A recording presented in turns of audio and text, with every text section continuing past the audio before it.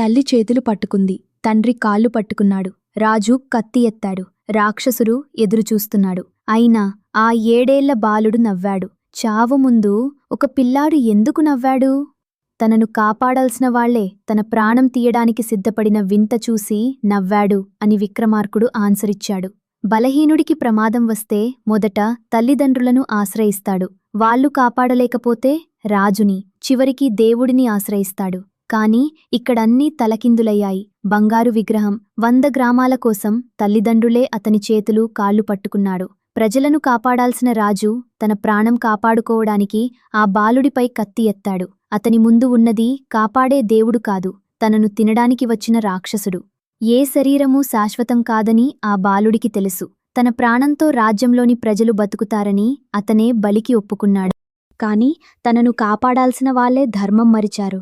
ఆ వింత, తన త్యాగం నెరవేరుతున్న సంతోషం కలిసి అతనికి నవ్వు తెప్పించాయి.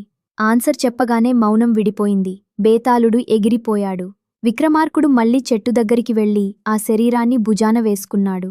తర్వాత బేతాళుడు హరిస్వామి అనే బ్రాహ్మణుడి స్టోరీ చెప్పాడు. అతని భార్యని ఒక గంధర్వుడు కిడ్నాప్ చేశాడు. హరిస్వామి ఆమె కోసం ఊరు ఊరుగా వెతుకుతూ బయల్దేరాడు. ఆకలి దాహాలతో ఒక బ్రాహ్మణుడి ఇంటి ముందు నిలబడ్డాడు. ఆ ఇంటి యజమాని భార్య అతన్ని చూసి జాలిపడింది. నెయ్యి, పంచదార కలిపిన అన్నం ఒక గిన్నెలో పెట్టి ఇచ్చింది.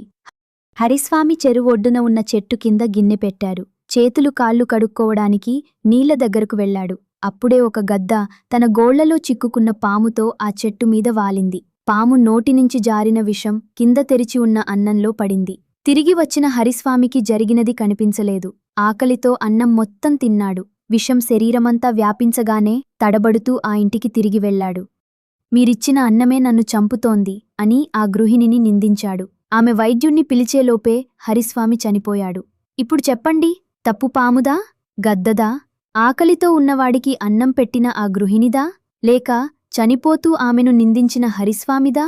నిజమైన హంతకుడు ఎవరు? నెక్స్ట్ పార్ట్లో చూద్దాం.